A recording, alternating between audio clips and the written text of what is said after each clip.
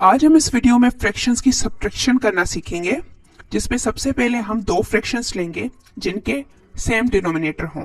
उनको सब्ट्रैक्ट करके देखेंगे कि वो किस तरीके से सब्ट्रैक्ट होते हैं। उसके बाद हम उसी किस्म के दो फ्रैक्शंस लेंगे, पर इस बार उनके जो डिनोमिनेटर्स हैं वो डिफरेंट हों। इस तरीके के फ्रैक्शन की सब्ट्रैक्शन सीखेंगे कि किस तरीके से होती है। और एट लास्ट हम तीन फ्रैक्शंस लेंगे, उनकी सब्ट्रैक्शन करके देखेंगे और उन तीनों फ्रैक्शंस के जो डिनोमिनेटर हैं वो डिफरेंट हैं। तो चलिए वीडियो को स्टार्ट करते हैं। सबसे पहले हम बात करते हैं उन फ्रैक्शंस की जिनके डिनोमिनेटर सेम हैं। अगर दो या दो से ज्यादा फ्रैक्शंस हैं और उनके डिनोमिनेटर्स भी सेम हैं और उनके दरमियान कोई ऑपरेशन लगे हुए हैं, तो उनका जो रिजल्टेंट आता है उसका डिनोमिनेटर भी वही होता है जो इन दोनों फ्रैक्शन का डिनोमिनेटर है। जैसे कि कॉमन डिनोमिनेटर है 9, तो इसीलिए रिजल्टेंट डिनोमिनेटर भी होगा 9। उसके बाद हम देखेंगे कि जो फर्स्ट फ्रैक्शन है उसका न्यूमरेटर क्या है, जैसे कि वो है 5। उसके बाद हमें ये देखना होगा कि इन दोनों फ्रैक्शंस के दरमियान ऑपरेशन कौन सा है, जैसे कि ऑपरेशन है सब्ट्रैक्शन। उसके बाद हमें जो दूसरा फ्रैक्शन है उसके न्यूमरेटर को देखना होगा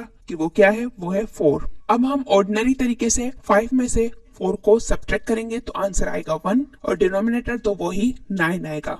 तो इसीलिए इन दोनों फ्रैक्शंस की जो सब्ट्रैक्शन है वो आ गई 1/9। अब हम बात करते हैं उन फ्रैक्शंस की जिनके डिनोमिनेटर्स डिफरेंट हैं और उनके दरमियान कोई ऑपरेशन लगा हुआ है, मतलब कि उनको हमें सॉल्व करना है। तो अब उन दोनों फ्रैक्शंस का जो रिजल्टेंट डिनोमिनेटर है उसको फाइंड आउट करने के लिए हमें सबसे पहले उन दोनों फ्रैक्शंस के डिनोमिनेटर को देखना होगा और उनका कॉमन फाइंड करना होगा। तो उनका कॉमन फाइंड करने के लिए हम 2 और 5 का एलसीएम ले सकते हैं, जैसे कि 2 on the 2, 5 on the 5। अब लीस्ट कॉमन मल्टीपल आ गए 2 और 5 और उनको जब हम मल्टीप्लाई करेंगे तो आंसर आएगा 10। तो ये जो 10 है ये हमारा रिजल्टेंट डिनोमिनेटर आ गया। अब हम फर्स्ट फ्रैक्शन को देखेंगे कि उसका डिनोमिनेटर है 2 और रिजल्टेंट डिनोमिनेटर है 10। अब हमें 2 के टेबल में देखना होगा कि 10 कितने टाइम्स आता है। तो हम जानते हैं कि 2 के टेबल में 10 5 टाइम्स आता है, तो उस 5 को हम उसी फ्रैक्शन के न्यूमरेटर के साथ मल्टीप्लाई कर देंगे, जैसे कि 9 मल्टीप्लाइड बाय 5 हो गया 45। उसके बाद हम देखेंगे कि इन दोनों फ्रैक्शंस के दरमियान ऑपरेशन कौन सा है, जैसे कि वो है सब्ट्रैक्शन, तो यहाँ पर भी सब्ट्रैक्शन लगाएंगे। उसके बाद हम दूसरे फ्रैक्शन की बात करते हैं, उसका डिनोमिनेटर है 5 और रिजल्टेंट डिनोमिनेटर है 10। अब 5 के टेबल में देखेंगे कि 10 कितने टाइम्स आता है, तो 5 के टेबल में 10 2 टाइम्स आता है, तो इसीलिए 2 को उसी फ्रैक्शन के न्यूमरेटर के साथ मल्टीप्लाई कर देंगे, तो 16 मल्टीप्लाइड बाय 2 आ गया 32। अब ऑर्डिनरी तरीके से हम 45 में से 32 को सब्ट्रैक्ट करेंगे तो आंसर आएगा 13 और रिजल्टेंट डिनोमिनेटर तो हम जानते हैं कि वो है 10। तो इसीलिए इन दोनों फ्रैक्शंस का जो सब्ट्रैक्शन है वो आ गया 13/10।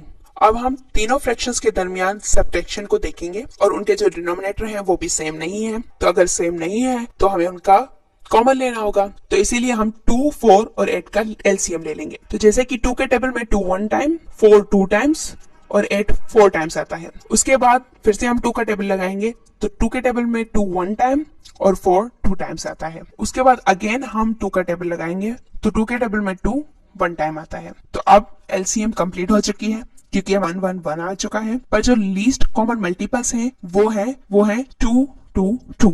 तो इसीलिए सबसे पहले हम 2 को 2 से मल्टीप्लाई करेंगे तो आंसर आएगा 4। उसके बाद जो 4 हमारा आंसर आया उसको 2 के साथ मल्टीप्लाई कर देंगे तो आंसर आएगा 8। इससे हमें पता चलता है कि जो रिजल्टेंट डिनोमिनेटर है वो है 8। अब हम फ्रैक्शंस की तरफ आते हैं। तो फ्रैक्शंस में जो फर्स्ट फ्रैक्शन है उसका डिनोमिनेटर है 2 और रिजल्टेंट डिनोमिनेटर है 8। तो 2 के टेबल में देखेंगे कि 8 कितने टाइम्स आता है, तो 2 के टेबल में 8 4 टाइम्स आता है, तो इसीलिए उस फ्रैक्शन के न्यूमरेटर के साथ 4 को मल्टीप्लाई कर देंगे, जैसे कि 4 multiplied by 4 is equals to 16। और उसके बाद देखेंगे ऑपरेशन कौन सा है। एग्जैक्टली यहाँ पर ऑपरेशन है सब्ट्रैक्शन, तो यहाँ पर भी हम सब्ट्रैक्शन लगाएंगे। अब दूसरे फ्रैक्शन को देखते हैं। दूसरे फ्रैक्शन का जो डिनोमिनेटर है वो है 4 और रिजल्टेंट डिनोमिनेटर है 8, तो इसीलिए 4 के टेबल में देखेंगे कि 8 कितने टाइम्स आता है, तो 4 के टेबल में 8 2 टाइम्स आता है, तो इसीलिए उसी फ्रैक्शन के न्यूमरेटर के साथ 2 को मल्टीप्लाई कर देंगे और 3 मल्टीप्लाई बाय 2 आता है 6। उसके बाद ऑपरेशन को देखेंगे, तो ऑपरेशन वही सब्ट्रैक्शन है अगेन, तो सब्ट्रैक्शन लिखेंगे यहाँ पर। और उसके बाद थर्ड फ्रैक्शन को देखेंगे। थर्ड फ्रैक्शन में जो डिनोमिनेटर है वो है 8 और रिजल्टेंट डिनोमिनेटर भी 8 आता है और रिजल्टेंट डिनोमिनेटर भी 8 है, तो हम जानते हैं कि 8 के टेबल में 8 1 टाइम आता है, तो इसीलिए 1 को 1 से मल्टीप्लाई करेंगे तो आंसर वही 1 आएगा। अब ऑर्डिनरी तरीके से हम सब्ट्रैक्शन करेंगे, तो पर सबसे पहले हम 16 में से 6 को सब्ट्रैक्ट करेंगे तो आंसर आएगा 10, और उसके बाद हम -1 करेंगे उसमें से, और सिंपली अब हम 10 में से 1 को माइनस करेंगे तो आंसर आएगा 9, और रिजल्टेंट डिनोमिनेटर तो हम जानते हैं कि 8 है, तो इसीलिए इन तीनों फ्रैक्शंस की दरमियान जो ऑपरेशन अप्लाई हुआ सब्ट्रैक्शन, उसका जो रिजल्टेंट आया वो है 9/8।